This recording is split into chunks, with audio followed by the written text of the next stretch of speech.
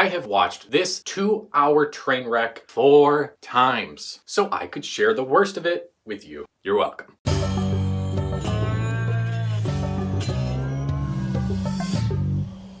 If you're already familiar with this conversational dumpster fire, you can jump to this point in the video. But for those of you who aren't sure who these two people are or what the heck they're talking about, here's the brief explanation. This is VAUSH, a popular leftist content creator, and this is Demon Mama, another prominent leftist content creator. I'll be referring to her as DM from here on out. Okay, here's some discourse, all right? This is literally how specialization works. How would you produce medicine? Where Demon Mama responds with, make a few friends with a chemistry degree, buy some lab equipment from one of thousands of lab equipment suppliers, learn chemistry or pick up a medicine book from a local library, talk to rural doctors and healers who are already doing this now out of necessity.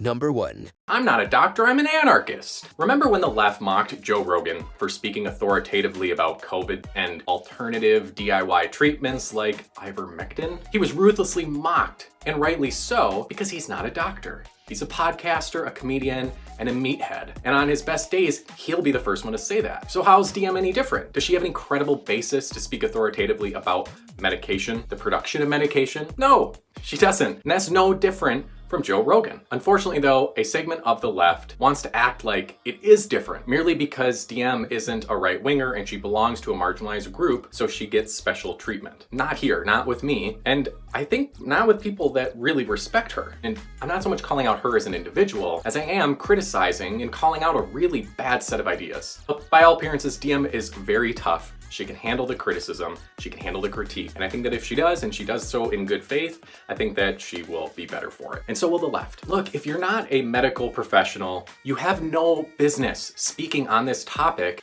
as if you're a credible source of information. Not only is it incredibly arrogant to speak on a topic like this one when you really have no authority to do so, but especially when the vast majority of the people who have actual authority on the subject would vehemently disagree with you. Luckily for me though, I happen to live in a small town with 2 very big, outstanding hospitals. Neither of them, of course, are without their faults, and I've taken them to task in the past for issues I've had with them. Some residents in the neighborhood of Gunderson Health System say a parking lot does not fit with the plan to revitalize the area. Andrew Londre doesn't want to see another parking lot come to his community. You've got land, there's really bad uses for it, and there are really good uses for it. The worst possible use for it is a surface parking lot. He also says there hasn't been enough time to determine if Gunderson actually needs additional parking. There's still empty parking spots. Or for the community to provide their input. We don't know what the consensus is because we didn't hear about this until about 3 weeks ago. And whether you're opposed to it or against it, I think our community does best when we have an open, honest discussion about what's going on.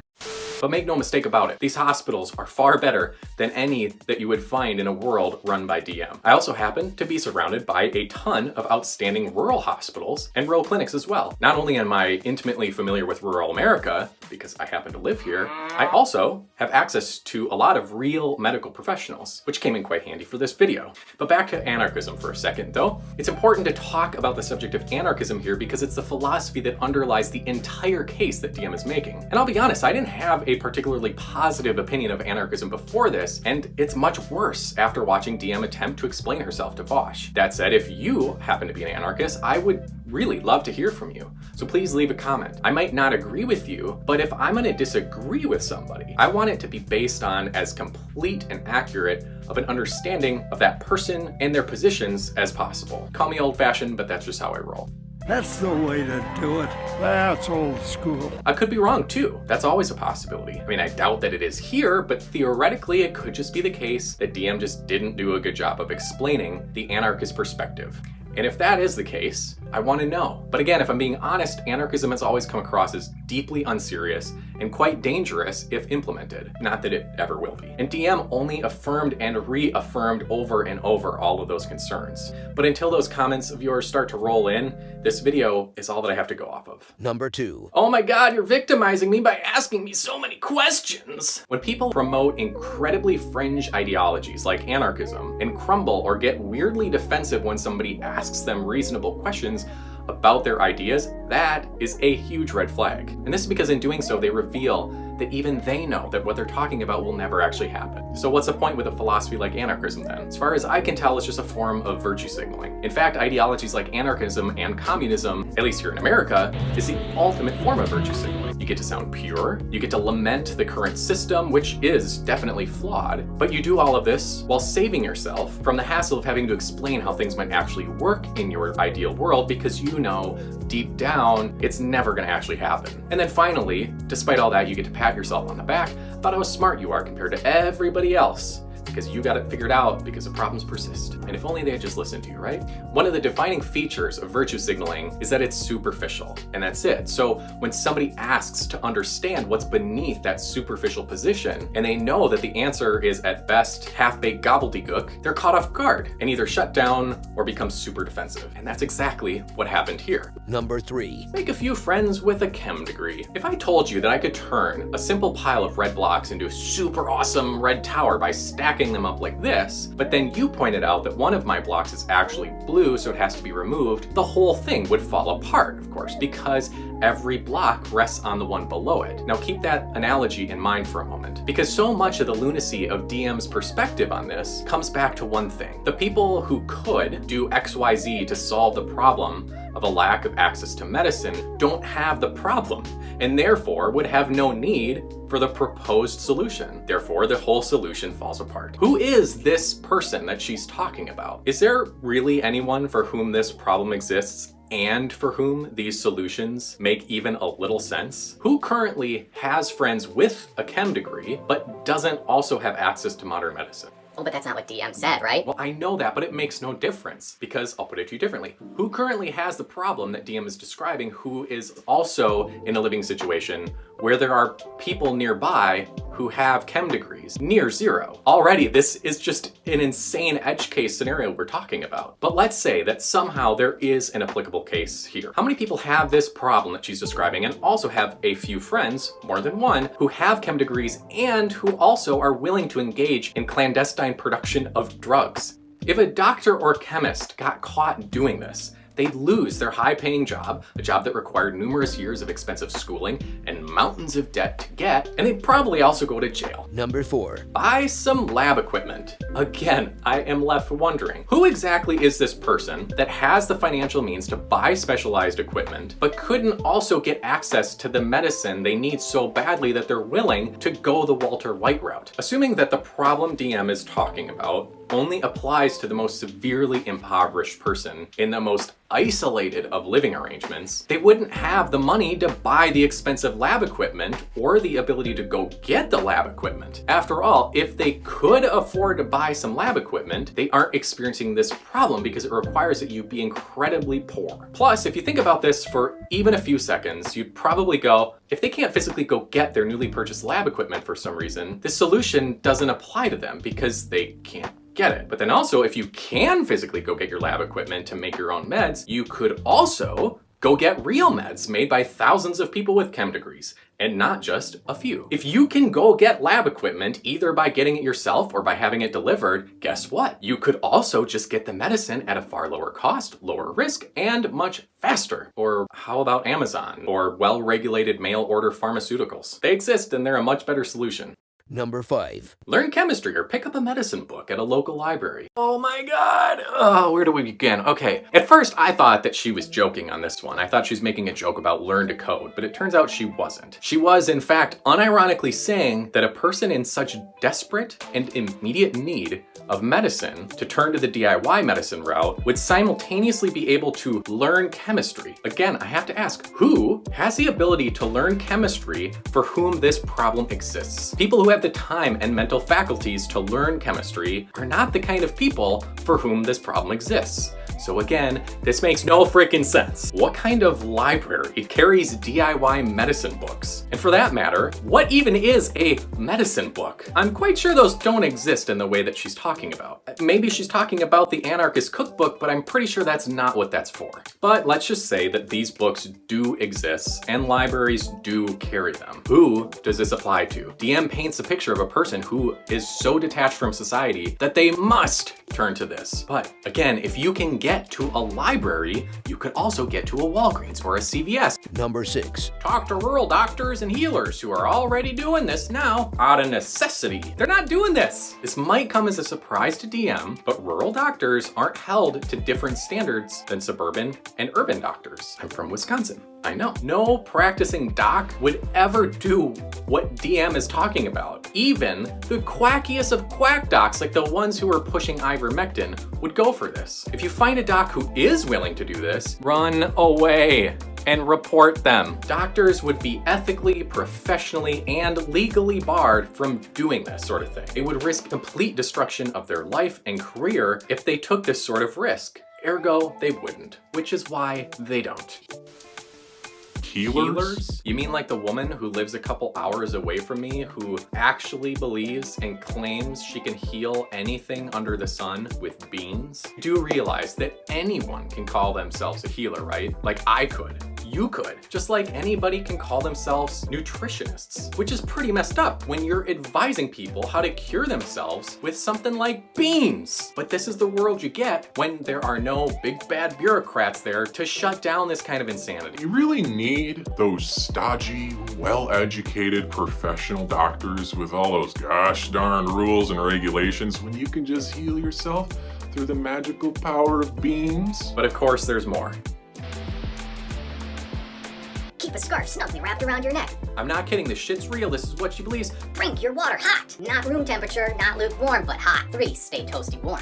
Again, the purpose is to raise the body temperature. Number 4, stay out of drafts. Don't sit, stand, or sleep near a window, door, or doorway. Cover your ears when outside. Wind or air on the ears makes upper respiratory infections worse. Number 6, sleep at a 30-degree angle or better for older children, teenagers, and adults that are not infirm. Keep heat on the chest. Number 8, eliminate high sugar items from your diet, like desserts, sweeteners, such as brown sugar, molasses, syrup, and honey. It is also advised to eliminate fruits because of their natural high sugar content. Number 9, garlic. Add garlic to your food. They ask you how you are, you just have to say that you're fine when you're not really fine. Healer is another one of those terms that seems like it means something but actually means nothing, which makes it incredibly dangerous. And think about this. If ding-dongs like this are able to operate under the radar in the current regulatory environment, think of how rampant these sorts of insane forms of alternative or complementary medicines would become in a world designed by people like this. Number 7. There's no regulation like self-regulation. If I said to you, I'm holding a piece of fruit in my hand, I bet you can't guess what it is. You might say, okay, I'll guess it's an apple. Now, if I then said, no, it's definitely not that, man, you're so stupid. You might say, okay, can you describe it for me then? Maybe give me some hints. If I then said, it's red, has a little brown stem on the top, and rhymes with Snapple, you'd be like, you're describing an apple. Let me see it. And then I'd be like, no, why are you pestering me like this? And then you'd be like, no. Dude, that's an apple. Yep, because it was always an apple. And there's no amount of insisting I could do that it's not an apple that would make it magically, poof, turn into a bottle of Lady Bean Herd's magic bean juice. I bring this up because when DM was pushed by VAUSH on the question of regulation and oversight, DM gave the textbook definition of self-regulation and industry-led self-oversight, which is a fundamentally conservative libertarian position, which of course she refused to own. Basically, VAUSH asked her, what you got there? Kind of smells like self-regulation, and then she responded by insisting, it's definitely not that, but when asked to explain what she's really talking about, if it's not self-regulation, she just gave a slightly different variation of her first answer. Kind of like when you look up a word in the dictionary. It's often the case that you'll find more than one description for that word. But what's happening here is that DM is giving you this part, and when you say, okay, so you're giving me the definition of self-regulation, got it, she gets mad. Number 8. What could possibly go wrong? As VAUSH pointed out repeatedly, DM's zany position here could easily get somebody killed, or at the very least, end up leaving the person turning to DIY medicine and bullshit self-regulated healers in a much worse position than before. But I'd like to offer a few addendums. Sadly, even some of the smartest people fall for this stuff. Steve Jobs actually had a form of pancreatic cancer that was curable, but chose to fight it with alternative medicine and later died. One of the easiest ways a medical practitioner can mess someone up is by giving them an infection. Imagine going to your neighbor and asking them to lance that mole off your arm. What could go wrong? Ever heard of surgical site infections? How about IVs? Ever heard of device-related infections? These are deathly serious things that can happen incredibly easily if done by someone who isn't a well-trained, true medical professional. Recently, a 30-year-old from California died after a naturopathic doctor injected her with turmeric, the spice. If individuals did this on their own, which is profoundly dumb already, they could harm themselves or somebody else. Look, it's one thing for a grown adult to do something dumb like what DM is suggesting, but if that 30-year-old from California who died was a parent, like I am, and like Joe Rogan is, and like many anti-vaxxers are, and they brought their kid into this fake doctor's office and ended up killing that kid, that is an order of magnitude worse. Not only would the blood of that innocent child who trusted their parents and their doctor to make them better and was given this alternative medicine essentially against their will because it's up to their legal guardian, the blood of that innocent child would be on the hands of the fake doctor, their parents, and anyone who promoted that kind of medical environment that led to their needless death. And that kind of thing happens even in the system we have now. But moving towards the kind of future DM is describing would make things astronomically worse. If I as a parent were to give my child some home-brewed meds of any kind, CPS would have every right to take my kids from me because I would be recklessly endangering them, which is why I never would. And if something happened to them because of something I gave them, I'd be locked up for life and I deserve it. Number 9. Just trust me, okay? If I told you that I believe that the Earth was flat, The world's not flat. would it really matter to you that much if we agreed on most other issues? Or would you infer that I might be mentally challenged and deeply unserious? Blind trust is always profoundly stupid, but it's especially so when we're talking about medical issues. Bad ideas thrive in the darkness and they die in the light. See, if we just went with DM's tweets and never poked and prodded at the underlying idea or how it would actually look if implemented, we'd never think about or talk about things like this. So people talk about like doing chemical stuff at home or whatever, but that's usually because you have pre-distilled chemical precursors that you can buy online and then synthesize yourself. There are chemicals which can only really be synthesized with equipment which is unfathomably complicated, like that NMR spectroscope that I was referring to earlier, to make sure that you have a high level of chemical purity. And if you make a mistake on a lot of this stuff, you could just die.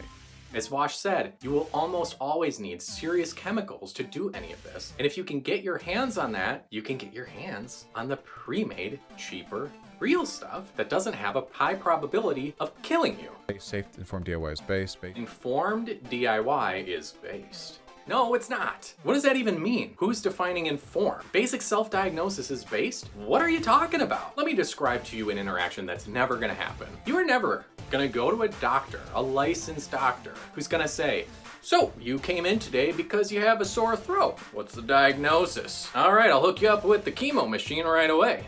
Then again, I could just come over to your house this afternoon and, we could probably mix something together so it'll be serviceable using the household chemicals you got and some canned food. I hear beans really do the trick. Make it possible for more and more people to be able to produce insulin. That's not just I'm not talking about just bathtub insulin, though that's certainly a potential option depending on how easy it ends up being to produce the medicine. Jesus. My response was to be, here's how we start alleviating the reliance on massive global supply chains. Because as it turns out, there are a lot of drugs, and not just drugs, there are a lot of drugs and equipment, like whether it's from scalpels, whether it's to IV bags, all these different things. Scalpels and IVs. I don't know if maybe VAUSH missed this one, but dude, she's talking about people cutting themselves open and giving people injections. Issues with masks, right? Like during COVID, one of the huge issues that we saw with masks was that, well, actually masks aren't exactly... Since she's brought up COVID, we should consider how DM's perspective intersects with some of the worst things that we saw at the height of the pandemic, like people using horse medicine instead of a real vaccine, or a president who unironically suggested that maybe injecting ourselves or ingesting bleach might do the trick, or that blasting ourselves with enough light might be the thing to do. Number 10. I said, trust me, okay? What's with all the questions? As I said in the beginning, this was an incredibly painful video to watch,